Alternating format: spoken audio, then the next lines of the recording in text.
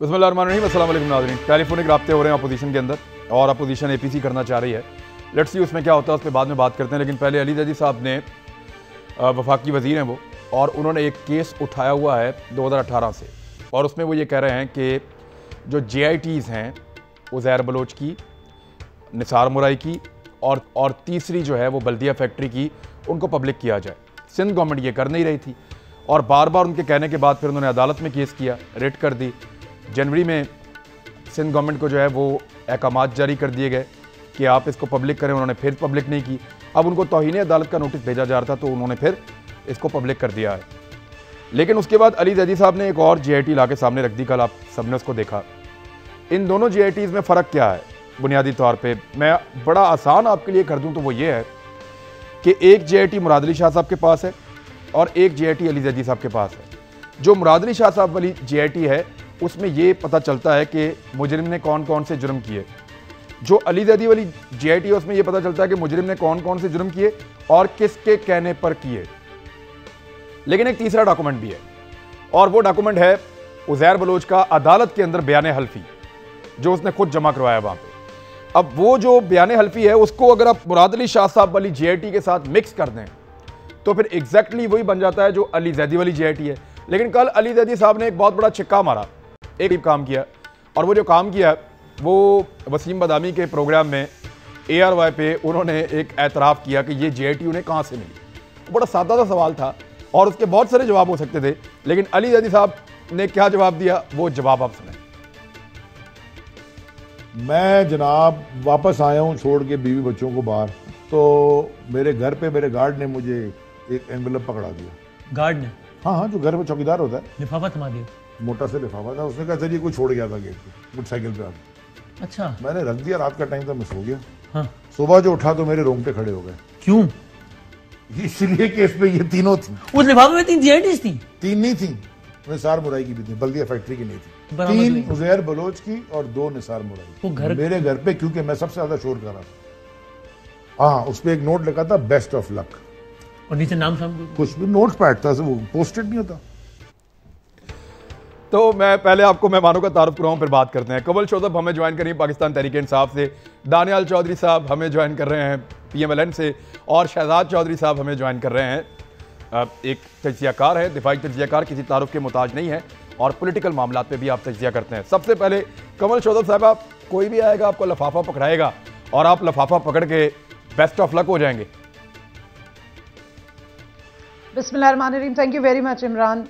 देखिए, अली ज़ैदी साहब ने तो एक बड़ा ज़बरदस्त काम किया कि इसको ले आए हैं, लेकिन मैं सिर्फ आपको इतना बताऊंगी अपने इंट्रोडक्शन में, 2003 से लेके तकरीबन 2009 तक मैं कराची में रही हूँ और मेरे वालिद साहब ठट्ठा में थे।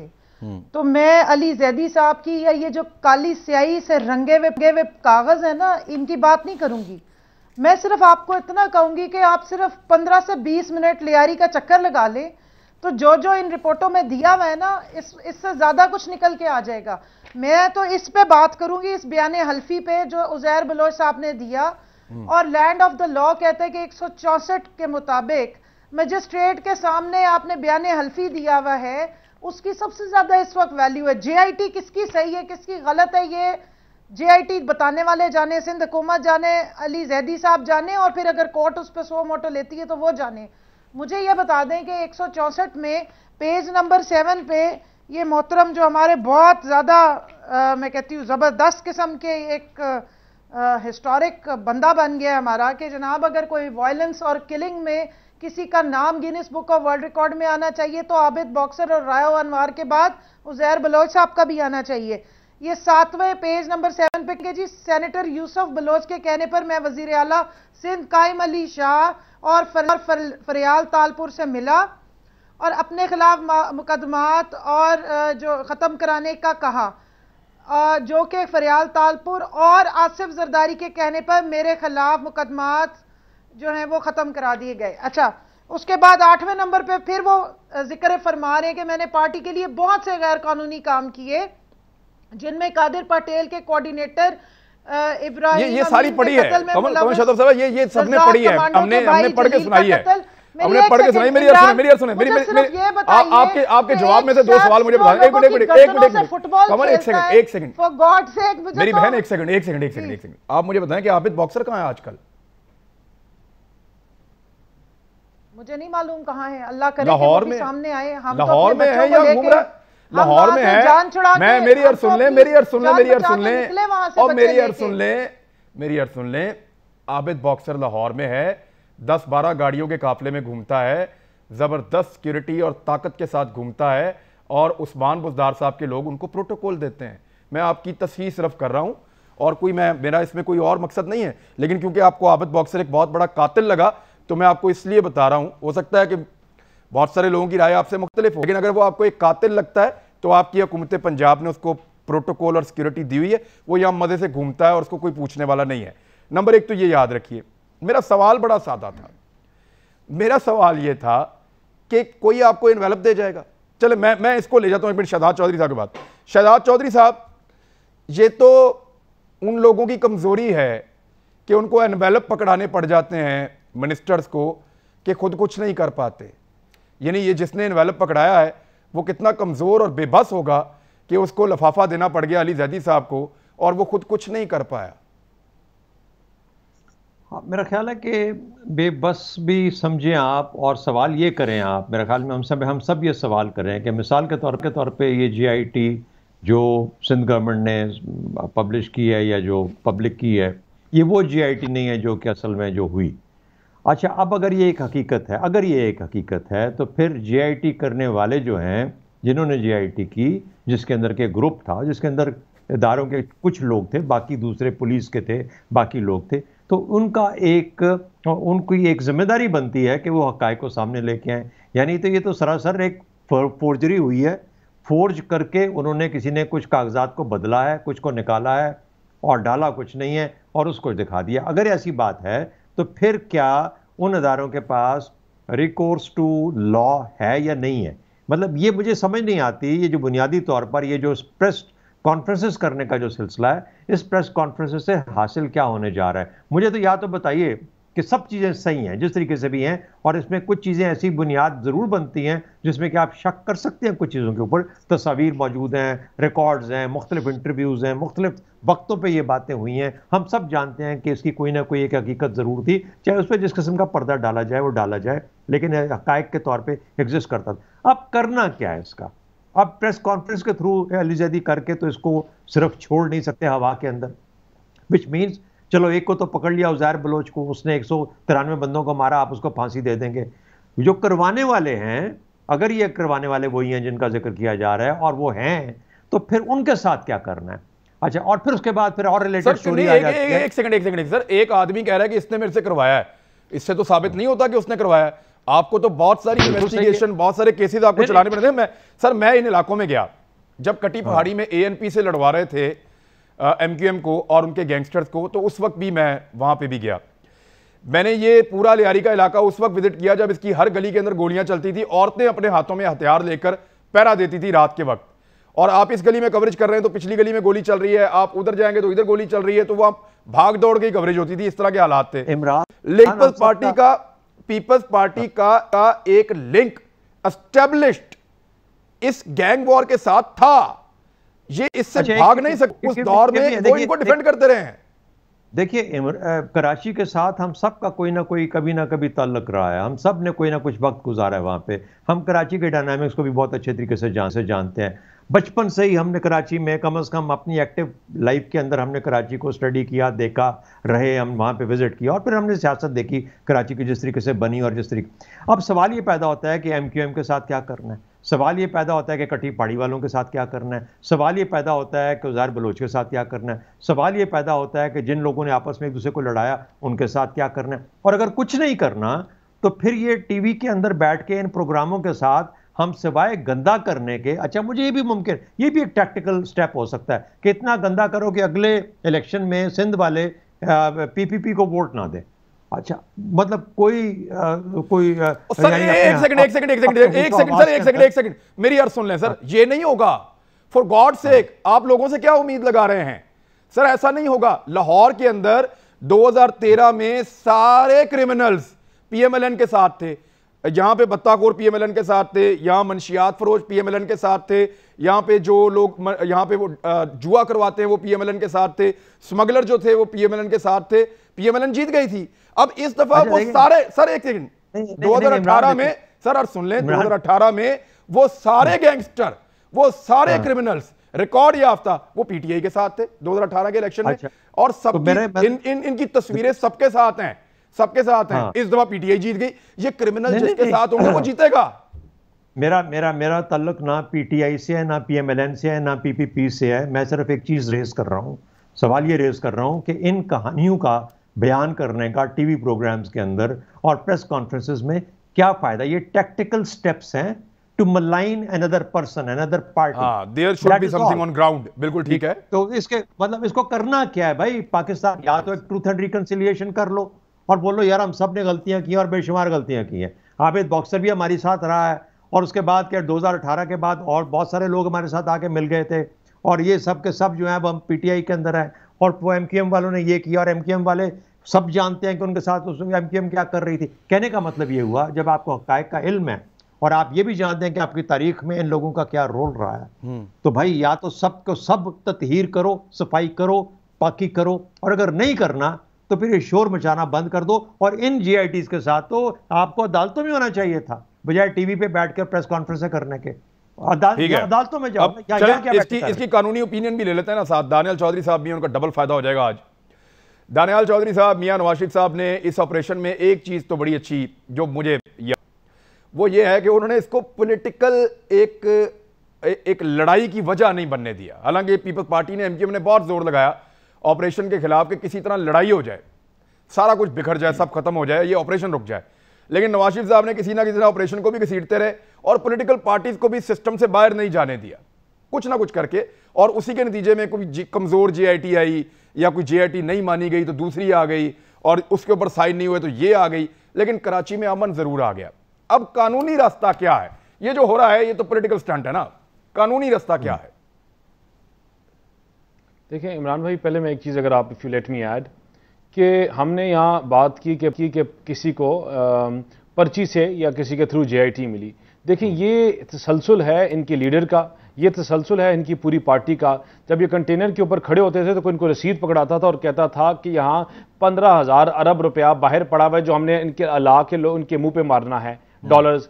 फिर ये वही तसलसल है जब ये कहते थे हमारे पास 3,000 इकोनॉमिस्ट हैं और फिर 3,000 इकोनॉमिस्ट ने जो हाल किया इस मुल्क का वो भी आपने देख लिया। ये वही पर्ची और उसी एनवेलप में आई जो कहते थे कि हम प्राइवेटाइजेशन, इन तमाम चीज़ों के खिलाफ हैं, इनको नहीं होने देंगे, और आज वही अपना मंशूर बदल के बातें कर रहे हैं। ये वही एनवेलप हैं जिसको खोल के कहते थे कि हम प्राइम मिनिस्टर हाउस में यूनिवर्सिटी बनाएंगे और इन तमाम गवर्नर हाउसेज को हॉस्पिटल्स और यूनिवर्सिटी में कन्वर्ट करेंगे और बुलडोजर चलाएंगे। और जब आज आपने देखे तो वही तमाम एनवेलप्स आपको इसी तरह खाली और झूठ निकलते हैं। देखिए जब हमने बात की उज़ैर बलोच की, इन्होंने बात की, तो मैं खाली एक चीज़ कहूँगा कि उसके सफ़ा नंबर जो रिपोर्ट आई है कि उसके अगर सफ़ा नंबर 16 में देखें तो आपको जब जुल्फ़िकार मिर्ज़ा साहब ने छोड़ा और जिस प्रोग्राम की आप कल बात भी कर रहे हैं, उन्होंने बार बार यही चीज कही कि इनको सबसे पहले सेकेंडरी किसने कांटेक्ट किया? पीटीआई ने। आज वो तमाम लोग जिनको ये खुद गलत कहते थे, वो कहते थे मुस्लिम लीग नून के साथ हैं, वो बदमाश हैं, वो गलत हैं, जिस तरह के भी लफ्ज थे, जिस तरह के भी लोग थे, वो आज इनकी सफ़ों में सबसे आगे खड़े हैं। तो क्या आज ये अपने आप से बरियो जमा हो गए कि क्या इनकी अकाउंटेबिलिटी की चीज़ों से निकल गए? देखिए ऊपर दूसरी बात है कि जब इनके अपने ऊपर आती है तो ये या तो अपने दूसरी तरफ देखने शुरू हो जाते हैं या मलबा औरों के ऊपर डालने शुरू हो जाते हैं।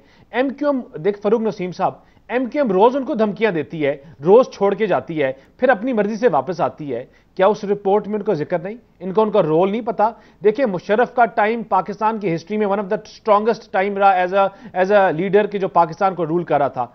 कराची में अमन नहीं ला सका, ये सिविल और मिलिट्री की इकट्ठी मेहनत से पाकिस्तान मुस्लिम लीग नून के टाइम पे, और इसका बहुत बड़ा क्रेडिट पाकिस्तान मुस्लिम लीग नून के लीडर्स को जाता है जिन्होंने स्पीयर हेड किया कराची ऑपरेशन, रेंजर्स को पावर दी तमाम ऑपोजिशन के बावजूद, पीटीआई की नाराजगी के बावजूद, पीपल्स पार्टी की और पार्टियों की नाराजगी के बावजूद हमने इस ऑपरेशन को स्पीयर हेड किया, रुकने नहीं दिया, और आज कराची की रोशनी और कराची में अमन फिर बहाल हुआ। देखिए ये तमाम चीज़ों को इनको नज़र में रखना पड़ेगा और इनके साथ आगे चीज़ें चलानी पड़ेंगी। जहां तक बात है उज़ैर बलोच के कहने की कि मुझे किसने कहा। देखिए, कानूनी शहादत के तहत, बाय क्रिमिनल प्रोसीजर लॉ के तहत, खाली कहना इज नॉट इनफ कि मुझे इमरान साहब ने कहा या दानियाल ने कहा तो मैंने ये चीज कर दी। जॉब इंटेंट, इसका एक पूरा एक प्रोसीजर है।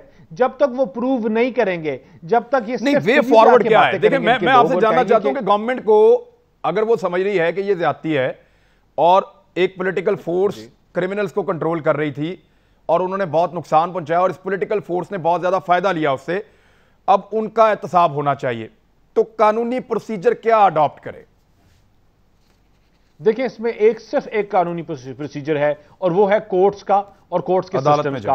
हाई कोर्ट में इन्होंने बार बार कहा ना, अब देखें अभी हुकूमत है, इनके पास तमाम एजेंसीज की रिपोर्ट्स हैं, इनके पास तमाम इन्वेस्टिगेशन की रिपोर्ट्स हैं, इनके पास तमाम एक एक चीज पड़ी हुई है। इसको आप लेके जाते हैं हाई कोर्ट में और अपनी हाई कोर्ट में दें, जितना भी बयानात, जितनी भी चीजें जो ये रिपोर्ट कह रहे हैं। देखिए, मैं फिर भी, मुझे कोई खास कोई प्यार या किसी चीज के नहीं है पीपल्स पार्टी के इस बर्ताव के ऊपर, लेकिन मैं फिर भी ये चीज कहूंगा, जो रिपोर्ट एक मिनट सर, कैसे दुरुस्त है सर? देखें, चौधरी निसार अली खान साहब ने और पूरी पीएमएलएन ने, पीटीआई को तो फरिश्तों को भी नहीं पता था, ये 2016 तक आपकी पार्टी ने जो कुछ जेआईटी के अंदर लिखा है, जो अली जैदी के पास है, उसकी एक एक वाकये की तस्दीक की है। आपकी पॉलिटिकल पार्टी ने हमें पहली दफा बताया कि ये जो गैंग वॉर चल रहा है, ये पीपल्स पार्टी और एमक्यूएम के बीच में चल रहा है। फिर आपने बताया पहली दफा कि बिलावल हाउस के आसपास के जो बंगले खाली करवाए गए हैं वो क्रिमिनल्स के जरिए करवाए गए हैं। फिर आपकी पार्टी ने बताया पहली दफा कि शुगर मिलों पर जरदारी कब्जे कर रहा है। ये आप लोग ये अल्फाज इस्तेमाल करते थे और इस तरीके से कब्जे जो है वो गैंग वॉर वाले करवा रहे हैं। ये सारी चीजें आपने बताई, आज अली जैदी के पास वो डॉक्यूमेंटेड सूरत में है। आप कैसे कह सकते हैं कि वो सारी चीजें गलत हैं और जो मुराद अली शाह साहब ने दी है वो ठीक है? देखिए, मैं किसी चीज को गलत या सही कहने के मजाज नहीं है मेरी, और ना मेरी अथॉरिटी है। जिस चीज के ऊपर कानूनी सिग्नेचर्स, बाउंड, कोर्ट की सील और कोर्ट एक्सेप्ट करती है, जिसके ऊपर स्टैंप हुआ होता है, ओरिजिनल स्टैंप हुआ होता है, वो असल रिपोर्ट होती है। वो रिपोर्ट आपके पास होगी तो वो असली होगी, वो मेरे पास होगी तो वो असली होगी। अगर वो फोटोकॉपी है और उसके ऊपर कोर्ट का स्टैंप नहीं हुआ हुआ तो उसकी हैसियत नहीं है। जब तक, देखिए, कानूनी तौर पे जो चीजें हमने तब कही और जो की, वो तमाम एजेंसीज के पास रिपोर्ट्स हैं, तमाम हुकूमत के पास। आज हुकूमत खुद अपनी, ये पाकिस्तान तहरीक इंसाफ की हुकूमत है और इनके पास वो तमाम रिपोर्ट्स हैं, वो साइंड रिपोर्ट्स जो कोर्ट में जमा करा सकते हैं, कोर्ट्स में उसको इस्तेमाल कर सकते हैं। और ठीक है, तमाम चीजें, देखिए, वो ऑपरेशंस के अगेंस्ट हमने काम किया और डिपेंड करता है कि कोर्ट उसके ऊपर फर्दर क्या एक्शन लेती है। सितंबर 2013 में मैंने ये सवालात हम अब नहीं पूछ रहे, तो ये सवाल हम बहुत पहले से पूछ रहे हैं और ये लिंक एस्टेब्लिश है। जब मैं गया था बाबा लाडला के घर, तो उनके घर वालों ने बताया था कि किस किस के लिए काम करते रहे हैं। जब मैं गया था उजैर जान बलोच के घर, वो हॉल भी उन्होंने मुझे दिखाया था जहाँ पे फरियाल तालपुर साहबा और बाकी पीपल्स पार्टी के लोग आते रहे हैं और उन्होंने तो ये क्लेम किया था कि हमारे घर में भी आते रहे हैं। तो मुझे अच्छी तरह याद है लियारी की वो गलियां, उन गलियों में लगे हुए नारे, वहाँ लिखे हुए बहुत सारी जो वहाँ पे वॉल चॉकिंग थी और जिस तरीके से वहाँ पीपल्स पार्टी के साथ लिंक थे। मुझे याद है उसके मरने से पहले ज़फ़र बलोच नाम का एक बहुत बड़ा करैक्टर था। वो, काश मेरे पास वो मवाद अभी होता, मैं आपको दिखाता कि ज़फ़र बलोच का जब मैंने इंटरव्यू किया था तो उसने क्या कहा था और उस इंटरव्यू के बाद वो कत्ल भी हो गया था बाद में। एक ब्रेक लें, वापस आते हैं, फिर बात करते हैं। वेलकम बैक नाज़रीन। अब जरा मैं मुस्लिम लीग नून की तरफ से आऊँगा ताकि जो है वो, क्योंकि इशू ऐसा है उसके ऊपर। सबसे पहले दानियाल चौधरी साहब मुझे ये बताएं कि प्रॉब्लम क्या आ रही है एपीसी में, क्यों इकट्ठे नहीं हो पा रहे इस वक्त? तो आपको बहुत ज़रूरत है इकट्ठे होने की। देखें इमरान भाई, मैं खाली एक लास्ट प्लीज मैं आपके टॉपिक की एक चीज़ को आंसर करूँ, कहना चाहूँगा सिर्फ 1 सेकेंड, कि देखें, जिस साल पीएमएलएन, हम दहशतगर्दी की बात कर रहे थे और टेररिज्म की, कि जिस साल पीएमएलएन ने हुकूमत ली थी ना, तो उस साल 7,850 लोग टेररिज्म और दहशतगर्दी और जो गन पॉइंट किलिंग होती है ना, इनकी वजह से शहीद हुए थे या फौत हुए थे। हमारी हुकूमत वॉज द ओनली हुकूमत जिसमें पहली दफ़ा ये 1000 से कम फिगर गिरा। अगर आज पाकिस्तान तहरीक इंसाफ में कोई सिंसेरिटी है इस मुल्क के साथ, कोई सिंसेरिटी है इन लोगों के साथ जिन्होंने इनको वोट्स दिए, तो उन तमाम लोगों को, देखिए, मेरी अपना पर्सनल बिलीफ है, जो एक इंसान को मारता है वो पूरी इंसानियत को मारता है। आज अगर वो किसी सियासी पार्टी की सफ़ों में वो गंदे लोग हों, अगर वो उनको एक्सपोज नहीं करेंगे, काफिर किरदार तक नहीं लेके जाएंगे, तो ये भी उतने ही मुलविस होंगे उसमें। तो सर, आपने एक कमजोर जेआईटी, सर ये कमजोर जेआईटी आप छोड़ के गए हैं, उसके ऊपर ये किसको कैसे सजा दें सर? 2016 में पीपल्स पार्टी ने, हमारी 2016 में जेआईटी है सर, एजेंसीज कौन कंट्रोल करता है? देखें, 2016 में पीपल्स पार्टी ने पीएमएलएन के साथ बाकायदा मुज़ाकरात किए थे कि टीम बना रहे हैं, हम पुलिस को उस पर साइन नहीं करने देंगे, और पुलिस वाले उन्होंने अपनी मर्जी के बंदे दिए थे। उन्होंने कहा था कि हम पुलिस को साइन नहीं करने देंगे, मियां साहब ये तो हम सारे फंस जाएंगे अगर ये JIT बाहर आ जाएगी तो फिर उसके बाद उसको नरम किया गया एक दफा, और फिर उसको नरम किया गया दूसरी दफा। तो मैंने आपको कहा कि अमन आप जरूर लेकर आए, लेकिन जिन लोगों ने बदअमनी फैलाई उनके गिर्द शिकंजा आपने नहीं कसा। ये काम PTI को जरूर करना चाहिए, मैं आपसे एग्री करता हूं। जी जी छोटी सी बात चीज आपने बात की कि जी चले इस पे बात करना चाह रहे हैं सर। एक सेकंड, मैं आता हूं अपोजिशन पे दोबारा, एक मिनट है, इस पे बात करना चाह रहे हैं, बाकी दो मेहमान बात करना चाह रहे हैं। जी आप क्या कह रहे हैं सर? मैं पहले शहजाद चौधरी साहब जी। मेरा अपना ख्याल यह है कि सियासी पॉइंट स्कोरिंग तो चलती रहेगी और होती रहेगी, और at the end of the day इन्होंने क्रेडिट तो लेना ही होता है government of the day. Didn't really matter PMLN थी, PTI होगी या PPP होगी, सब ने अपना अपना रोल। देखिए बेसिकली कौन पुश कर रहा था? राहील शरीफ ने कहा मैं ऑपरेशन करूंगा ही करूंगा। अच्छा, बल्कि जब वो करना चाह रहा था उस वक्त नहीं हुआ, और फिर मजबूरन जब APS हुआ तो उसके बाद करना पड़ गया। कराची के ताजरों ने सर नहीं, ये देखें, ये ऑपरेशन पहले हो गया था कराची वाला। कराची के ताजरों ने अपील की थी आर्मी चीफ से अपील की थी कराची के ताजरों ने। ये ऑपरेशन 2012 में शुरू हो गया था। मैं कराची की बात ही नहीं कर रहा, मैं टेररिज्म के खिलाफ जो हमारा ऑपरेशन था वो 16 दिसंबर के बाद फिर जब राहील शरीफ साहब ने, बिल्कुल ठीक है उसमें, एग्जैक्टली ठीक है ना। उससे पहले 2 चीजें हो चुकी हुई थी। कराची एयरपोर्ट पे हमला हो चुका हुआ था और कामरा बेस पे अटैक हो चुका हुआ था, और राहील शरीफ करना चाह रहा था लेकिन वो जाहिर है कि नहीं हो पाया। उन्होंने कहा हम बातचीत के जरिए। सो वहां पर पॉलिटिकल गवर्नमेंट्स की अपनी स्ट्रैटेजी जरूर होती है, लेकिन और कराची में भी रेंजर्स और आर्मी ने मामला पुश किया कि हमने करना, वरना पाकिस्तान पीपल्स पार्टी करने देती। हाँ, उनको यह फायदा था कि MQM अगर जीरो हो जाती है तो कराची में हमारा होल्ड दोबारा आ जाएगा। वो होल्ड जो कि उन्होंने अर्ली 70s में लसानी जब वहां पे फसादात हुए थे उसके बाद खोया था पीपल्स पार्टी ने कराची के अंदर, तो वो उनको दोबारा एक अपॉर्चुनिटी मिल रही थी। तो they were also going along with it. ये नहीं उनको पता था कि उज़ैर बलोच भी पकड़ा जाएगा, और साथ इतनी सारी कहानियां आपने बेहतरीन तरीके से डॉक्यूमेंट किया। I think there is nothing better than एक पूरे का पूरा जो आपने बयान किया। आप सिर्फ इसको लीगली प्रूव करना है। आपने कोई इसको अगर कोई लीगल की जस्टिफिकेशन या लीगल प्रूफ है आपके पास तो आप इसको लेके आगे चले। मेरा अपना ख्याल यह है कि court is the only way that you should be able to handle it. बाकी देखिए क्रेडिट किसके जिम्मे पे जाता है। इसमें एक चीज और है सर, मैं आपको बोलूं, सिर्फ लीगली नहीं, लीगली ही प्रूव करना है। ठीक है चले, इसमें एक चीज और है। कमल आप बात कीजिएगा, लेकिन मेरा एक नुक्ता आप ले लें। जिन 40 घरों के ऊपर हाउस बनाया गया कब्जा करके, उन 40 घरों के मालिक कहीं ना कहीं तो पाकिस्तान में रहते होंगे। इमरान, सबसे बड़ा मसला क्या है? जिन 16 शुगर मिलों के ऊपर सिंध में कब्जा करवाया गैंग वॉर वालों ने और ओमनी ग्रुप को दिलवाई, वो 16 शुगर मिलों के मालिक जो मजलूम है वो कहीं ना कहीं तो होंगे। आप उन लोगों को क्यों नहीं हुकूमत आज इकट्ठा करती और मुद्दई बनाती? बैरिस्टर दानियाल बैठे हैं हमारे साथ प्रोग्राम के अंदर। He should simply tell us कि यार ये 18वीं तरमीम के बाद मुराद अली शाह को मैं मजबूर कर सकता हूं यहां से पाक से जाके के नॉट पॉसिबल इसके लिए के केस रेज करें? Not possible. So the issue is कि आज as a politician and as a barrister, Danial Chaudhary should be able to give us an answer to this question. आपके पास एक लाइफलाइन है अदालत की सूरत में। अदालत की सूरत में you have a lifeline sir. आपके पास अदालत की सूरत में आपके पास है। वो केस लेके जा रहा है, उसके लिए खिलाफ के नहीं जा रहा। अगर अली जैदी वहां से, ये बात है, this is the point that we need to resolve. एक मिनट दानियाल जी, मैं एक मलिक अहमद साहब के साथ प्रोग्राम में अभी बैठी हुई थी थोड़ी देर पहले, तो 164 की बाइंडिंग उन्होंने बताई है कि लॉ ऑफ द लैंड ये कहता है कि ये जो बयान हल्फी है उज़ैर बलोच साहब का, जिसमें उसने सबके नाम लिए चट्टे कट्टे खोल के रखे हैं, इसमें अब ओनस जो है वो क्रॉस क्वेश्चनिंग की हम कर सकते हैं जिसका नाम है।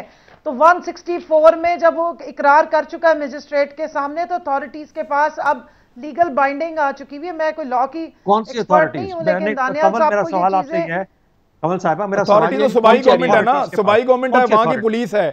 कमल, वहां की पुलिस है, वहां की सूबाई गवर्नमेंट है, वो नहीं करना चाह रहे, तो फिर आपके पास ऑप्शन क्या है? आपके पास या तो आप अदालत में जाएंगे, या आप उन 40 घरों के मालिकान को ढूंढें जिनको ओने पोने डरा के बिलावल हाउस के लिए जमीन खरीदी गई, या आप उन 16 शुगर मिल मालिकान को ढूंढें जिनको डरा के, या उनको ढूंढें जिनसे भत्ता लेकर पीपल्स पार्टी के लोगों को बकौल आपके दिया गया।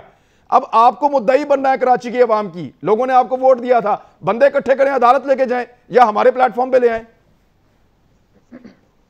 देखिए, पहली बात तो ये है कि आप बिल्कुल ठीक कह रहे हैं, और इस पे मुझे नहीं अभी पता कि लीगल स्टैंडिंग क्या है, वो तो लीगल हमारे एक्सपर्ट्स बताएंगे और ऑब्वियसली इसको परसू करेंगे। लेकिन जो फुटेजेस पड़ी हैं, जिस तरह दानियाल ने सारा चार्जशीट जो है वो पीटीआई पे डाल दी कि जी इन्होंने भी उसको कॉन्टेक्ट किए, फलाना किया, ये किया। मैं आपको चैलेंज कर रही हूँ कि बड़े बड़े जलसे हुए पीटीआई के 2018 के इलेक्शन से पहले, एक तस्वीर दिखा दें कि पाकिस्तान तहरीक इंसाफ के जलसे में उज़ैर बलोच बैठा हुआ है, जैसे अद्दी फरियाल तालपुर के साथ बैठा हुआ है, या वजीर आजम इमरान खान के साथ उसकी कोई तस्वीरें मिलते हुए मिल रही हैं। तो देखें, ये सिलेंडर करना, चार्जेस और इस किस्म की ब्लेम गेम करना तो बड़ा अच्छा लगता है। 2018 में वो जेल में था, वो कैसे आ जाता आपके साथ? आपने प्रोटेस्ट किया, बात सारी ये देखें ना इमरान, अभी इन्होंने कहा जी जिसने एक मर्डर किया उसने सारी इंसानियत को कत्ल किया। बातों में तो बड़ी अच्छी बात लग रही है, तो जो बगल बच्चे थे राव अनवार जिनके, उन्हीं के ये भी बच्चे थे, अनवार साहब, ये उज़ैर बलोच साहब, और उन्होंने कन्फेस किया हुआ कि मैं किसके साथ रहा हूं। राव अनवार तो बड़े बड़ों के बगल बच्चा है, वो उसको तो दानियाल चौधरी साहब, वो तो आपको पता ही है यार किन किन का बगल बच्चा है। साहिबा जो है वो घर में जाती हैं, उज़ैर बलोच की बेगम, उनकी बेटी की स्टेटमेंट्स हैं, वो हमारे मासूमाना से जो सवाल करते हैं वसीम बदामी साहब के साथ, वो पड़ी हुई है, इस वक्त सोशल मीडिया में सर्कुलेट हो रही है।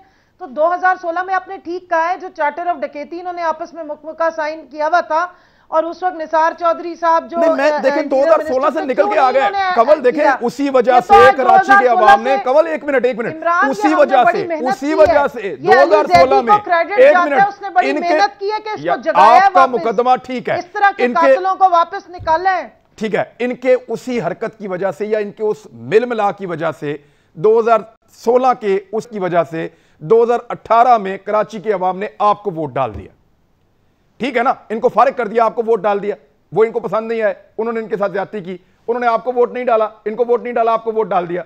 अब आप उनके लिए क्या कर सकते हैं? देखिए, मैं दो आपको रिक्वेस्ट कर रहा हूं कि जिन लोगों के साथ जुल्म, मेरी अर्ज है ना, जिन लोगों के साथ, देखिए कवल सवाल जैदी साहब ने किया है, उसने अपनी जान, जी बोलिए। मैं जो अर्ज कर रहा हूं, मैं ये कह रहा हूं कि जिन लोगों के साथ जुल्म हुआ है उनको इकट्ठा कर लेना, आप कोई काम ऐसा भी करें जो कानूनन आपको मजबूत करे, शोर थोड़ी मचाना है आपने, इंसाफ लेके देना। बलोच साहब अभी भी दुनिया में मौजूद है, वो जिंदा हैं, वो वफात अल्लाह माफ करे। उज़ैर बलोच मुजरिम है, वो बेचारे जो मुद्दई हैं उनको इकट्ठा करें, जिनके बंदे मरे हैं, जिनसे टारगेट किलिंग हुई है, जिनसे भत्ता इकट्ठा किया गया, जिनकी जमीनें और मिलें छीनी गई। कह सकती हूँ कि जो हुआ है ये well begun is half done, अगर ये स्टार्ट किया है तो जाहिर है इसको तोड़ तक पहुंचाएंगे, बीच में छोड़ना नहीं है। आप भी हमें सपोर्ट करें, इंशाल्लाह ये इस माफिया और ये जो कत्लो गारत गरी है, जो पॉलिटिक्स के नाम पे करप्शन होती रही है, इसको अब रोकना है हर सूरत। पाकिस्तान मैं यहाँ से एक मिनट कमल, मैं हम जो कर सकते हैं मैं यहाँ पे इस प्लेटफॉर्म पे अभी अनाउंस कर देता हूँ, इस प्लेटफॉर्म पे अगर किसी शख्स की जमीन डराकर छीनी गई है और वो बिलावल हाउस में शामिल हुई है ओने पोने, और वो शख्स राब्ता करना चाहता है, मेरे साथ राब्ता कर ले, मैं वादा करता हूं कि उसकी बात सुनवा दूंगा। सिर्फ वो डॉक्यूमेंट्स ले आए कि ये जमीन उसकी थी और उसको डराया गया था और उसको बेचनी पड़ी ओने पोने, वो साबित कर दे, हम उसको ऑनर कर देंगे। कोई शुगर मिल वाला, जो 16 शुगर मिलें कही जा रही हैं, एक शुगर मिल वाला आ जाए, डॉक्यूमेंट ले आए और बता दे कि किस तरह उज़ैर बलोच ने डरा के वो शुगर मिल जुल्फ़िकार मिर्जा साहब और जरदारी साहब और इनको बिकवाई थी और ओने पोने बिकवाई थी, साबित करे, मैं यहां पे ऑनर करूंगा, जिम्मेदारी लेता हूं। लेट्स सी क्या होता है, आपको राब्ता करता है या नहीं। ब्रेक के बाद वापस आ रहा है। वेलकम बैक नादरीन जी। अब मैं शहजाद चौधरी साहब, शहबाज शरीफ साहब ने राब्ता किया बिलावल भुट्टो जरदारी साहब से, फजल रहमान साहब एक्टिव हैं, उधर पीपल्स पार्टी, PMLN, ANP। अब आपको लगता है कोई रुकावट है जो इनको रोक देती है APC में आने से, या कोई मजबूरियां ऐसी हैं कि इकट्ठे हो नहीं पाते, और अगर होंगे तो किन इश्यूज पे होंगे? इमरान मुझे बताएं, अभी वो हफ्ता गुजरा मेरा ख्याल है, पार्लियामेंट के अंदर मनी बिल पास होना था जी, ये जो बजट था पिछले, तो इससे बेहतर मौका और क्या हो सकता है? तो सवाल ये पैदा होता है कि हर गवर्नमेंट जो दुनिया की, जिसको हम जमहूरियत निज़ाम कहते हैं, जमहूरी निज़ाम, और जिसके हम बड़े बड़े दाई हैं, ओ भाई, और सबसे पहले आपके हाथ में ये मौका आया, मनी बिल को फेल करा दो, गवर्नमेंट खुद ब खुद गिर जाएगी। तो अब कौन सा सप निकालना बाकी रह गया? This is just news, trying to keep in the news, trying to stay in the news, और इसके अलावा और कुछ भी नहीं है।